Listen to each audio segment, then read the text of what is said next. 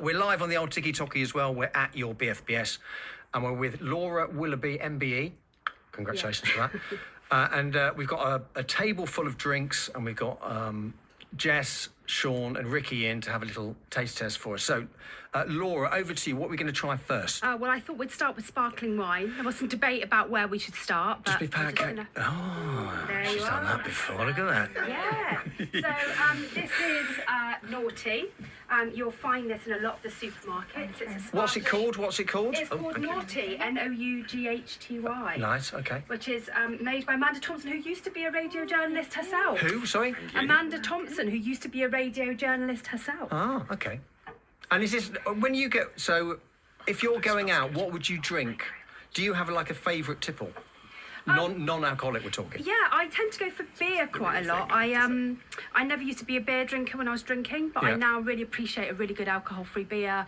Lucky Saint, you try Lucky Saint? Yeah, absolutely. Well, you can get it on draft, which is beautiful. I had one in Brighton the other day. I'm amazed by how much proper non-alcoholic, you know, draft lager there is about now. It's suddenly everywhere, isn't it? Have you tried some, Sean? I never have. Very excited.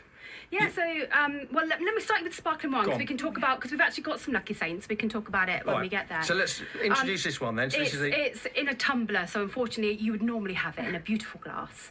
And an event, it is a beautiful alcohol-free sparkling Chardonnay. And so they serve it in loads of special events across the UK. It's probably one of the most popular alcohol-free sparkling wines. You can get it in all the supermarkets. What do you think, guys? It smells really authentic, doesn't it? Yeah, and the sound. That always gives the atmosphere. See what I mean? It's about the experience. Wow. When you go out, it's about being included in the occasion. Yeah. And like I said, a half a Coke from a hose is not the same experience. So what you've got It's so true though, isn't it? That is so true. To use the phrase. I'm getting in all sorts of trouble this show. It's terrible. But yes, so you should, if you have a glass of this while everyone else is having sparkling wine, if you go to an event or a ceremony or, you know, you're celebrating, it's exactly the same. It's very drinkable. You can have several glasses of it. Jess, so what do you think of it? I've had a few bubbles before, like non-alcoholic ones, and sometimes you have to double check the bottle to think, is this for real? Yeah, and they're like, should I be driving? And they're like, actually, no, this is absolutely fine, because they've gotten so much better over the last couple of years. The quality is amazing. Sean, thoughts? I'm the sort of person who, when asked if they, on the topic of wine, if they prefer red or white, just says yes. So I'm not the most discerning critic, but I do know that I cannot tell the difference between this and a delicious alcoholic Chardonnay. Ricky, thoughts? Well, I find that Chardonnay generally is quite buttery as a drink. I know what you mean. Yeah, this is quite nice actually. It's got a bit of zhuzh to it. So is this non or low alcohol?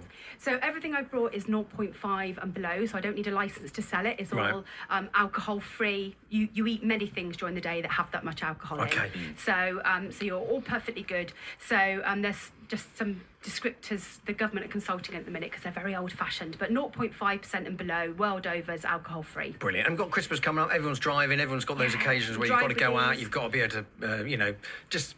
You also want to have a nice time, you know, and it's changing habits a lot of the time, don't you think? You're so used to going out, I don't know, a family do, or a works, you know, Christmas party, and just having a drink. It's weird to go out and not have a drink for a lot of people, I think. Yeah, I think in Britain we're taught that it's unusual to not drink alcohol, and I think that's slowly changing. Yeah. And the second thing we do is we drink to stay at things that we're not enjoying. So my advice to you in the future is go home. Get your pyjamas. Okay, let's get another drink.